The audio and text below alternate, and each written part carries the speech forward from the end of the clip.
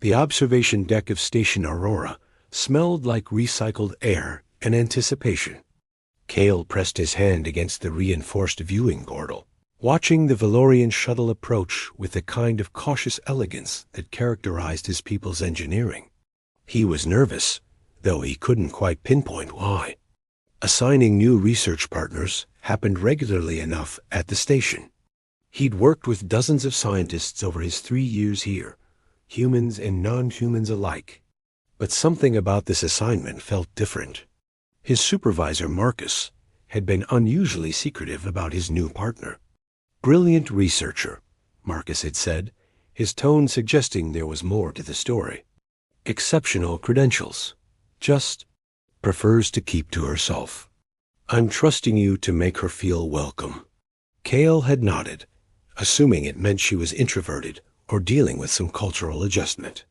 Nothing had prepared him for the moment she stepped through the airlock. She moved with unsettling grace, as if the normal pull of gravity barely applied to her. Her humanoid form suggested baseline, Valorian biology, the same general body plan as the traders and diplomats who occasionally visited the station. But where other Valorians carried an open, almost crystalline quality to their bearing, this woman seemed to absorb light rather than reflect it. Her clothing was layered, form concealing despite the station's comfortable climate. A hood obscured most of her face, leaving only a glimpse of sharp, symmetrical features and eyes that seemed to shift color depending on how the light caught them. You are Cale, she said as station personnel finished processing her arrival credentials. It wasn't a question. Her voice carried harmonics beneath the primary tone, multiple frequencies layered like music. I am, he managed, extending his hand in the traditional human greeting he'd modified for Valorian interactions. Welcome to Station Aurora. I'm looking forward to our collaboration. She regarded his hand for a moment, then clasped his wrist, instead a Valorian custom. Her grip was cool even through her glove, and Cale felt a subtle tingling where their skin made contact. She released him quickly, as if the touch had been uncomfortable. I am Vespera, she said simply. The station director has informed me we will be conducting joint research on extremophile adaptation in the hydroponics gardens. This is acceptable. Not exciting or enthusiastic, just acceptable. Cale felt a small flutter of disappointment at her tone, though he tried to suppress it. She was clearly more reserved than he'd hoped. The gardens are incredible, he said, adopting his standard greeting to her voice.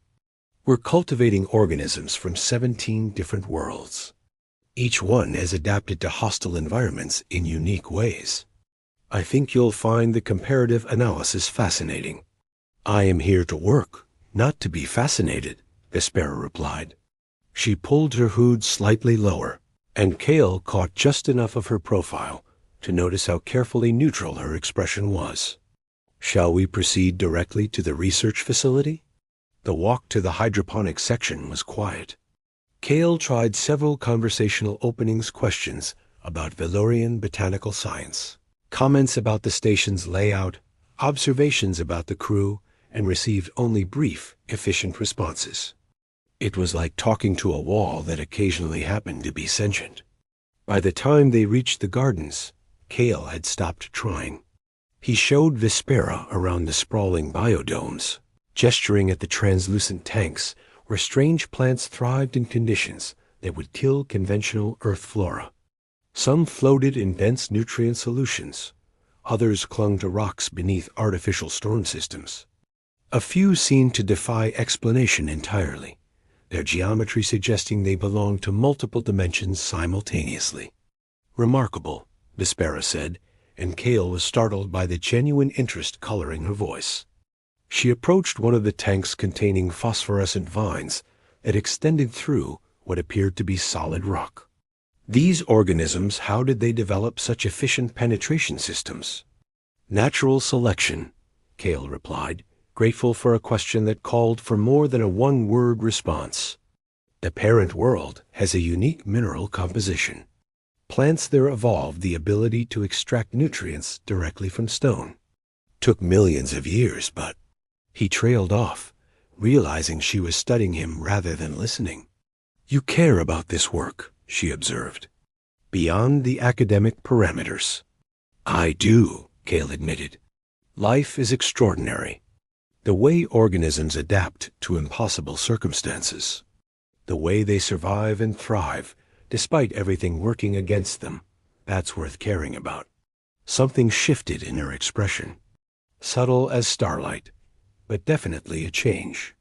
She looked away, back toward the tanks. That perspective is unusual for a human. Most of your kind prioritize utility over appreciation. Maybe, Cale said, but I've found that when you really pay attention to something, really see it, utility and appreciation aren't as separate as they seem. Understanding requires love, in a way. Vespera was quiet for a long moment. When she spoke again, her voice was even softer than before. Perhaps we will work well together after all. The first weeks fell into a comfortable rhythm. They established separate work schedules that overlapped just enough to maintain collaborative momentum. Cale would arrive at the gardens early, spending the first hours alone with the experiments, organizing data, and preparing samples. Vespera would arrive precisely at mid-shift, work with focused intensity for 6 hours, and depart. They communicated primarily through notes on the research terminal, though occasionally they'd encounter each other between shifts. During those moments, something strange happened.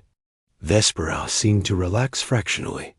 Her responses became slightly more conversational. She asked about his background, how he'd come to Station Aurora, what drew him to botanical research. Cale found himself sharing stories he didn't usually tell, revealing parts of himself he kept hidden from most colleagues. She, in turn, revealed almost nothing. When asked direct questions about her life, her family, her world, she deflected with perfect courtesy. Cale learned not to push. There was something clearly painful about her past, something she wasn't ready to discuss.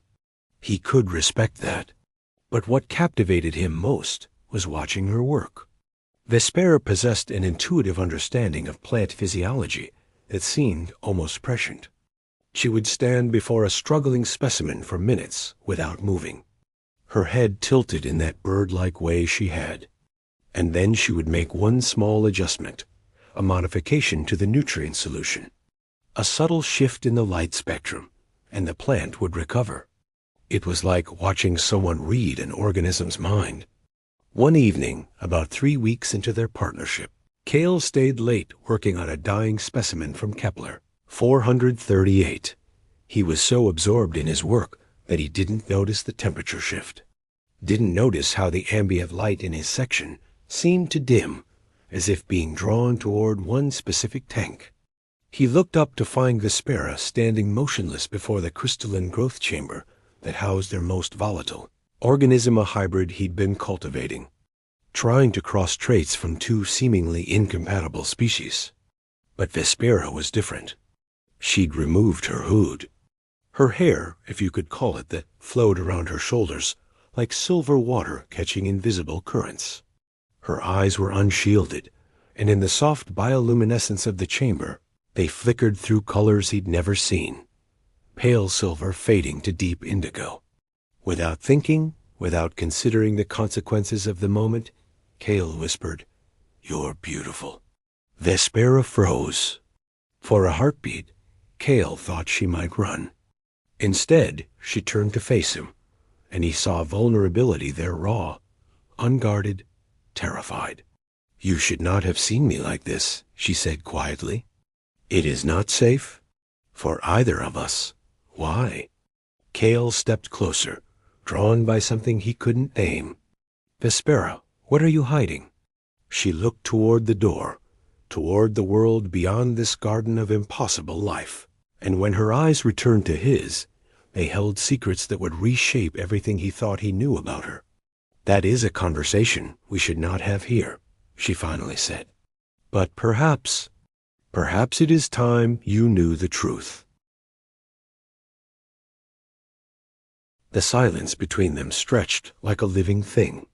Kale's heart hammered against his ribs as Vespera stood motionless before the crystalline chamber, her true form partially revealed. The elegant hood was gone, replaced by the flowing cascade of her hair, not quite liquid, not quite solid, shifting through silver and deep indigo, as if responding to her emotional state. Her eyes, now fully visible, held multitudes. They weren't human eyes. They were something far more complex, faceted like gemstones that caught the bioluminescent glow of the laboratory and refracted it into colors that shouldn't exist. "Not here," Vespera finally whispered. She moved with sudden purpose, reaching out to grip his wrist with surprising gentleness. "Come with me, please." Kale followed without hesitation, allowing her to pull him through the hydroponics section toward a maintenance corridor he'd never noticed before. It was narrow, barely wide enough for 2 people, and lined with data cables and environmental controls. Vespera's movements were assured, suggesting she'd explored this part of the station thoroughly. They descended a level, then another, until the ambient sounds of the station faded to a whisper dot. At last, she stopped before a sealed door marked with a maintenance access code. She placed her palm against the panel, and Kale heard a soft chime, not an override, but something more subtle. The door slid open to reveal a small observation chamber that shouldn't have existed. It was carved from the station's original structure, predating the modern sections. Ancient, forgotten, and perfect, Vespera closed the door behind them and activated a privacy shielding system with a gesture. Kale saw her shoulders drop, watched tension drain from her body like water from a fractured vessel. She turned to face him fully, and this time she made no move to hide her true form, was breathtaking and terrifying in equal measure. The humanoid frame remained, but it shifted subtly, as if constantly adjusting itself to some imperceptible rhythm. Her skin held that ethereal luminescence, but now it moved with purpose patterns of silver and deep violet flowing across her surface like northern lights made manifest. Her fingers, when she raised her hands, bore additional joints. Her eyes, those impossible, multifaceted eyes, held intelligence so profound it made Kale's breath catch. "I am not Valorian," she said quietly. "Not entirely. Not anymore." Kale sank into one of the old observation chairs, his mind struggling to process what he was seeing. "What are you?" "Originally, my kind recalled the Thelori. We were the original inhabitants of the Valorian homeworld before the current Valorians colonized it 8 centuries ago." Vespera moved to the viewport, gazing out at the star field beyond the station. "We were metamorphs shape dancers, as we called ourselves. We could adapt our biology, shift our forms, become what the situation required. We were extraordinary." "Were?" Kale prompted gently. "The Valorians discovered us to be inconvenient." Her voice took on a bitter edge. "They saw us as primitive, chaotic, unpredictable. So they implemented a solution. They called it genetic harmonization. We called it annihilation." She turned back to face him. "Over the course of 3 generations, they modified our species out of existence, locked the metamorphic ability behind genetic barriers, stripped us of our gifts, merged us into their population so thoroughly that eventually we forgot we'd ever been different." "But you remember," Kale said, understanding crystallizing. "You're not fully integrated. My mother was a Thelori who survived the initial modification attempts. She was taken into Valorian society, lived as one of them. But she passed her dormant genetics to me, a recessive combination that nobody predicted would activate." Vespera's luminescence brightened, a physical manifestation of emotion. "When I came of age, my abilities began to manifest. I could transform, shift, adapt. Everything the Valorians had tried to eliminate was suddenly alive in me again." Kale stood and moved toward her, drawn by instinct rather than conscious decision. "How long have you been hiding?"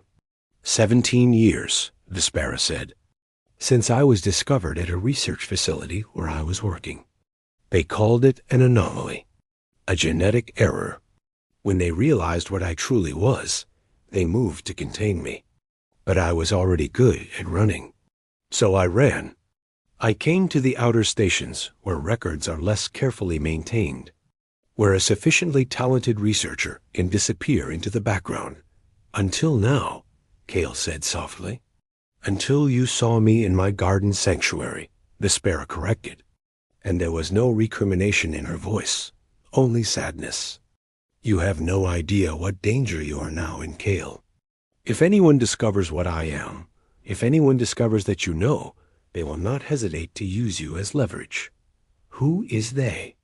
Kale stepped closer. The Valorian government? Not officially. They have maintained the fiction that my kind are all accounted for, their genetics safely integrated. But there are factions that know the truth. There are collectors who would pay fortunes for a living Thalori specimen. There are governments who would weaponize my abilities. There is a particularly dangerous group called the Unity Collective Humans, and Valorians alike, who believe that if they can understand my transformation process, they can create super soldiers. Her eyes locked with his. They have been searching for dormant Thalori for decades. I am a prize worth killing for. Kale reached out slowly, giving her time to pull away. She didn't. His fingers brushed her cheek, and he felt the warmth radiating from her transformed skin, the subtle energy pulsing just beneath the surface. Why tell me this? Why not just disappear again? Vespera's eyes shifted through a cascade of colors, indigo to silver to a deep, warm gold. Because I am tired of running. Because in the 3 weeks we have worked together, you have shown me something I thought was impossible: genuine acceptance of the unknown. Genuine appreciation for life in all its strangeness. Because when you stood in that garden tonight and told me I was beautiful, you were the first person in 17 years to say those words while looking at the real me. Her voice dropped to barely above a whisper. And because I think I am beginning to feel something for you that transcends logic and survival instinct. Something that makes hiding feel unbearable. Kale's breath caught. He'd been aware of his own growing feelings for her, the strange magnetism that had drawn him to this mysterious woman from their first interaction. But he'd buried it, assumed it was one-sided, that she was unreachable. Hearing her admit the same feelings shifted something fundamental in him. Then don't run again, he said, his voice steady despite the tremor in his chest. Let me help you. Let me... An alarm suddenly pierced the quiet. Not the standard maintenance alert, but something else, an emergency-level notification that echoed through the station's core systems. Kale's communicator buzzed urgently with a station-wide message from the security chief, Tensai. All personnel to designated sections. Unscheduled arrival detected. External vessel docking at Bay 3. Full quarantine protocols in effect. Vespera's form flickered, her luminescence spiking erratically. No, she breathed. No, it cannot be. They should not have found me. I was careful. So careful. Who? Kale grabbed her hand. Vespera? Who could that be? The only question that matters, she said, her eyes now wide and terrified, is whether they want me alive or dead. And I suspect, given the security protocols Marcus just activated, that they have already begun their answer. Kale felt her pulse quicken beneath her skin, felt her form beginning to shift in panic. Without thinking, he pulled her close, wrapping his arms around her trembling frame. We have time. The station has multiple docking bays. It will take time for anyone to gain access to the secure sections. We can use that. To do what?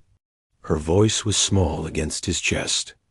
There is nowhere to hide that they cannot reach. No, Kale said, thinking rapidly, drawing on every moment he'd spent exploring the station's maintenance systems. Every hidden corridor and forgotten chamber he'd discovered over 3 years of work. But there are places to prepare. Places where we can control the situation. Trust me? Vespera pulled back enough to look into his eyes. Her multifaceted gaze searched his face, reading something there that made her shoulder drop in cautious relief. "Yes," she said. "Yes, I trust you." The alarms continued to wail as they moved through the station's lower levels. 2 people bound by danger, and an emotion neither of them had anticipated. Outside the observation chamber, the station descended into controlled chaos. But in the spaces between systems and the hidden places where Cale had learned to navigate, they had time to plan. They had time to prepare. And perhaps, if fortune favored the strange and impossible, they might have time to find a way through this together. Vespera's hand never left his as they ran through the darkness, her true form hidden once more beneath the careful construct of the hood and gloves. But Cale could feel the warmth of her beneath those layers, the power thrumming through her, the desperate hope that maybe, just maybe, this time she wouldn't have to face her hunters alone. The communications hub on Station Aurora occupied the upper levels, a fortress of encryption and redundant systems designed to maintain contact with distant research outposts. Cale and Vespera emerged from the maintenance tunnels into a section reserved for station personnel with high-level clearance. Cale's botanical access codes wouldn't have been enough, but Vespera had a gift for bypassing security. Her fingers danced across the access panel, and Cale watched in fascination as she seemed to communicate with the technology itself, her bioluminescence flickering in patterns that made the locks simply surrender. "How are you doing that?" he whispered as they slipped inside the darkened hub. "The electromagnetic fields generated by most systems are not so different from the bioelectric patterns my body naturally produces," Vespera explained, her voice tight with concentration. "I am persuading them to cooperate rather than resist." The hub's main terminal displayed real-time information about the arriving vessel. Cale's stomach dropped as he read the manifest. Not a standard supply ship. Not a diplomatic mission. The vessel was registered to an off-world corporation with connections that traced back through a maze of shell companies and legal abstractions. But Vespera recognized something in those identifiers that made her form shimmer with fear. "The Unity Collective," she confirmed, reading the encrypted notation that Cale might have missed. "They have purchased station access through a subsidiary company. They have probably bribed half of station security already. Then we go public," Cale said immediately. "We broadcast your story. Expose what they're doing. Marcus can't ignore an open communication. No." Vespera's grip on his arm tightened. "Marcus is already compromised. Look at the docking authority logs. The approval for this vessel came through his personal authorization, code 3 hours before we received the station-wide alert." Cale felt the floor tilt beneath his feet. Marcus, the station director who had been nothing but kind and professional, who had assigned Vespera to him, specifically was part of it. "How did you know to check that?" "Because I have been running for 17 years, Vespera said quietly. "I have learned to recognize the signature of betrayal. Marcus called you directly before the public alert, yes? He would have asked you to report any unusual activity. He would have positioned you as trustworthy, reliable. They would have used you to monitor me." Cale wanted to deny it, but he remembered Marcus's unusual interest in how his research with Vespera was progressing.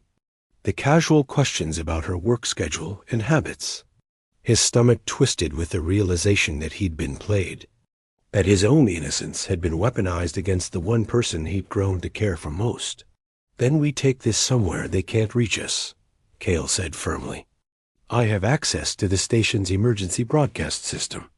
If we can reach Tensai, the security chief, Tensai is already waiting for them in Docking Bay 3. A new voice said from the shadows. Both Cale and Vespera spun to find a figure emerging from behind one of the terminal arrays. It was Marcus, his expression apologetic but resolved. Behind him came three other figures in unmarked security uniforms, weapons held casually but with clear competence. "Marcus, what is this?" Cale stepped forward instinctively, placing himself between the security personnel and Vespera. "It's complicated," Marcus said, and he actually sounded sorry. 5 years ago, the collective approached me. They offered resources, grants, opportunities to expand the station's research capabilities. All they asked was to maintain surveillance on certain arrivals. I never thought they'd actually find anyone they were looking for. And now? Vespera asked, her voice steady despite the way Cale could feel her trembling. "Now they're offering me enough to retire comfortably," Marcus replied. "And you're coming with them, Vespera?" "They've been very clear about that. They want the Filori specimen alive and relatively undamaged. That's the extent of my concern." One of the armed figures stepped forward, raising a neural suppressor, a device designed to temporarily disable higher cognitive functions. Cale recognized it from station protocol briefings. A non-lethal weapon meant for subduing dangerous individuals. "Move away from her." "Botanist," the figure commanded. Cale, single quotes as mind, raced through impossible scenarios, weighing outcomes and odds. He was untrained in combat, outnumbered, outgunned. But he was also someone who had spent 3 years learning every system in this station's architecture. His fingers found the terminal behind him. Working by muscle memory, through the access sequence he'd entered hundreds of times while conducting botanical research remotely. "Vespera," he said calmly, his eyes never leaving Marcus. "When I give the signal, the environmental systems in this section are going to shift. Temperature will spike rapidly. Humidity will drop to critical levels. The personnel here will have roughly 90 seconds before their equipment malfunctions due to thermal stress." "What are you doing?" Marcus demanded, but his security detail was already moving toward the terminal, too late to stop what Cale had already initiated. "Protecting someone I love," Cale said simply. He grabbed Vespera's hand and ran, pulling her toward the emergency access shaft that served as an escape route for critical facility personnel. Behind them, he heard Marcus shouting orders, heard the screech of equipment beginning to fail as the environmental controls maxed out. They had minutes, maybe less, before emergency protocols would stabilize the hub. They descended through the shaft toward the lower levels, and Cale guided Vespera through passages he'd memorized during routine maintenance rounds. The station's heart began to pulse around them, alarms shifting tone, access doors cycling into lockdown sequences. The entire vessel going into emergency protocols as multiple system failures triggered cascading alerts. "They will seal the station," Vespera said as they ran. "They will trap us here." "I know," Cale replied, "but they don't know about the escape pods in the maintenance sector." "Nobody does. They were installed decades ago, during the original construction, before the station's current layout. They've been written out of the official specs." They reached a narrow chamber barely large enough for 2 people, lined with dust and forgotten equipment. Ancient pod bays lined the walls, their surfaces worn smooth by time. Cale worked frantically at the oldest console, using override codes he'd discovered during early exploration and had carefully kept secret. Pod nearest them hummed to life, its systems ancient but functional.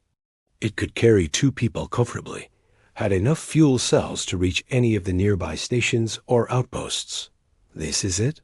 Vespera asked, staring at the vessel with something between hope and despair. "This is it," Cale confirmed. "We go now, we disappear into the commerce lanes. They'll track us for a while, but once we clear station range, we can plot a course to somewhere remote. Somewhere safe." Vespera moved to the viewport of the chamber, gazing back toward the upper levels, where the sounds of pursuit echoed distantly. "I have brought you nothing but danger, Cale." If you come with me, you become a fugitive. Everything you built here, your research, your reputation, it all ends. Kale walked over and turned her face toward his, forcing her to meet his gaze. My research means nothing if you're not alive. My reputation means nothing if the person I love most is erased from existence. I have thought about this while we ran. I have thought about what I want, who I am, and what that person needs to do. That person chooses you. Always you. Vespera's form flickered with emotion, her luminescence brightening to near blinding intensity. Her multifaceted eyes reflected his image 1,000 times over. You love me? She whispered, as if saying it aloud might break the spell. I love you, Kale affirmed. The real you. The formed answer with the impossible eyes and the beautiful mind. The person who appreciates the strangeness of life as much as I do. I love you completely. Vespera reached up and pulled her hood away completely, letting her true form shine freely for perhaps the first time in her life. Her hair flowed like captured starlight, and her skin radiated patterns of silver and gold. She pulled him close, and they kissed with the intensity of two people who had found something worth burning everything else for. Behind them, footsteps echoed closer. The hunters were coming. We need to move, Tail said, breaking the kiss reluctantly. Yes, Vespera agreed, but not as fugitives running toward death, as partners running toward life. They sealed the pod behind them as security personnel burst into the chamber. Through the reinforced viewport, they saw Marcus's face shocked, betrayed by technology, realizing too late what had been set in motion. The pod's engines engaged, and they felt the station's grip release them. As they shot away from Station Aurora into the infinite darkness beyond, Kale and Vespera watched the station recede behind them. What had been a prison of secrets and fear transformed into a doorway toward freedom.